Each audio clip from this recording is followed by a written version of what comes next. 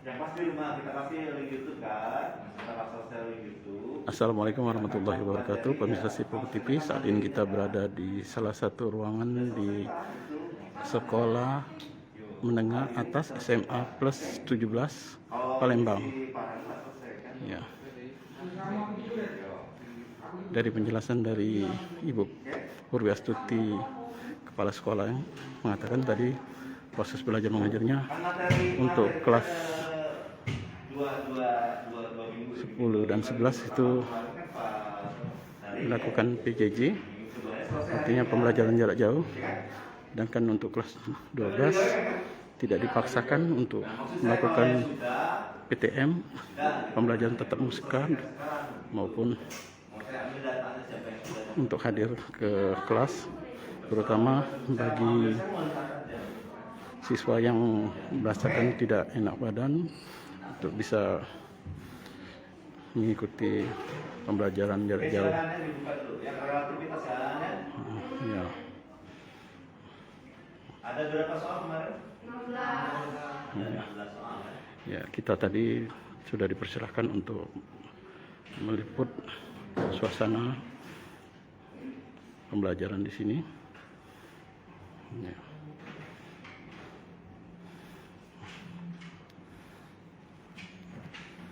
Ya. Sekarang di kelas 12 ini sedang menjalani proses belajar fisika. Seiring dengan bakal diberlakukannya PPKM, pembatasan kegiatan masyarakat level 3 di Kota Palembang, dan semakin meningkatnya jumlah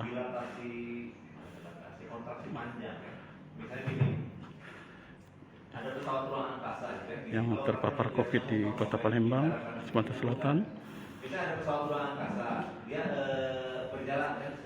Di sekolah ini juga panjang lahan pertanian itu panjangnya sekian, lebarnya sekian kan. Nah, menurut pengamat yang berada di menerapkan prokes cukup ketat. Tetapi untuk khusus kelas 12, supaya para pelajarnya, siswanya tidak ketinggalan pelajaran, pihak sekolah masih memberikan kesempatan untuk yang masih belajar dengan tatap muka.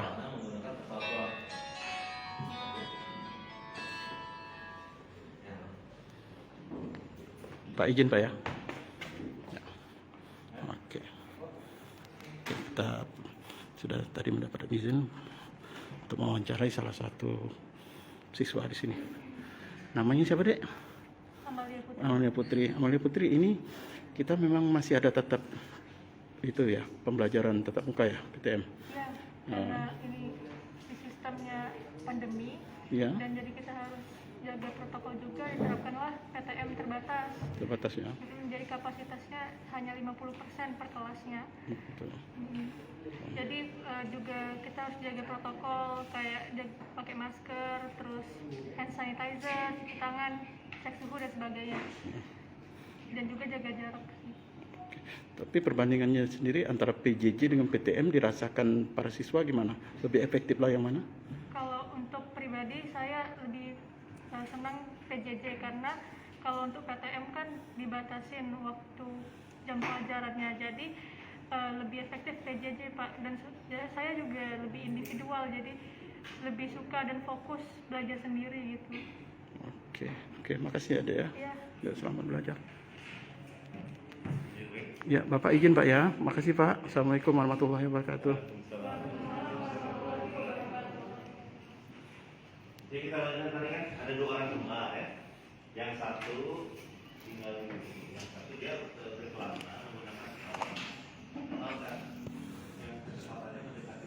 Bu Pungki, ini izin Bu, kita mau pantauan dengan di sekolah sini terkait pembelajaran tatap muka dan pembelajaran jarak jauh PJJ terkait dengan adanya level Palembang level 3, dan juga barangkali mungkin perkembangan dari para siswa juga yang di sini mungkin yang terpapar COVID. Barangkali bisa dijelaskan Bu di sini Bu?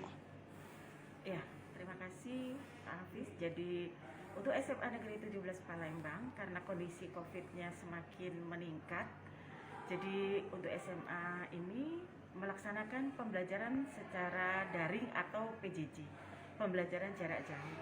Karena kita lebih mengutamakan kesehatan dan keselamatan para siswanya. Dan itu khusus untuk kelas 10 dan kelas 11. Untuk kelas 12, karena mengingat mereka akan mengikuti ujian akhir tahun, makanya kami menyarankan kepada mereka untuk bisa hadir ke sekolah, tetapi dengan mengikuti prokes. Tetapi hal itu tidak dipaksakan. Untuk anak-anak yang merasa badannya kurang sehat atau merasa ya tidak fit badannya, itu boleh melaksanakan pembelajaran dari rumah. Jadi kami tidak memaksakan mereka untuk bisa hadir di sekolah, walaupun nantinya mereka akan menghadapi ujian. Nah, untuk kedepannya, karena PPKM di Palembang adalah level 3, kami juga tetap menjaga keselamatan dan kesehatan para siswa.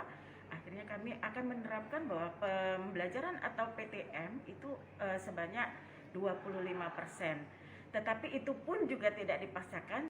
Jadi masker juga tetap harus dipakai walaupun di dalam kelas. Jadi gurunya pun seperti itu, gurunya pun harus mengikuti prokes yang sudah ditetapkan oleh sekolah. Untuk arah-arahnya pun kita sudah membuat aturan supaya mereka tidak bertemu langsung antara mereka. Jadi insya Allah kalau untuk prokesnya kita udah jalankan sesuai dengan apa yang diinstruksikan oleh Kepala Dinas Kesehatan Provinsi maupun Kota. Ada terjadi peningkatan berapa banyak Bu yang anak-anak kita yang terpapar Bu? Oh ya, untuk yang terpapar sebelumnya, tapi alhamdulillah sekarang sudah sembuh Bu ya? Ya, sudah banyak yang sudah sehat. Jadi kemarin itu sekitaran berapa ya? 26 anak yang terpapar COVID di sekolah ini. Tapi alhamdulillah sekarang sudah bagus kesehatannya dan mereka pun juga sudah mulai ikut belajar di sekolah. Tapi dari tracing yang dilakukan itu dari luar semua Bu ya? Iya. Jadi kita kan nggak tahu ya, Itu yang namanya virus kan iya. itu tidak kelihatan. Iya. Kalau orang berantem itu kita kelihatan gitu, kita bisa memisahkan mereka antar mereka karena kelihatan lawannya yang Iya. mana gitu.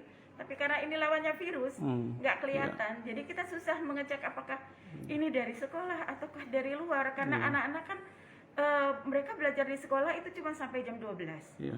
Sedangkan selebihnya mereka itu ada di luar. Jadi kita tidak tahu kondisi apakah anak ini dapatnya di mana, berasal dari mana, kita juga tidak tahu gitu. Karena di sekolah pun kita sudah berusaha ya untuk menerapkan prokes. Tapi kalau akhirnya anak itu kena, ya itu karena tingkat penularannya tinggi, jadi kita tidak bisa memprediksi apa yang terjadi selanjutnya. Oke Bu, semoga kita bisa menjalani ini semua Bu ya. Salam sehat tanpa obat. Oke Bu, Bu izin Bu ya kita memantau Bu ya.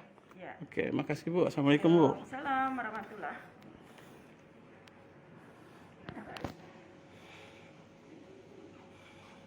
Hai pemirsa Sri Popo TV, jangan lupa komen, like, dan subscribe, serta tonton terus berita-berita terupdate lainnya ya.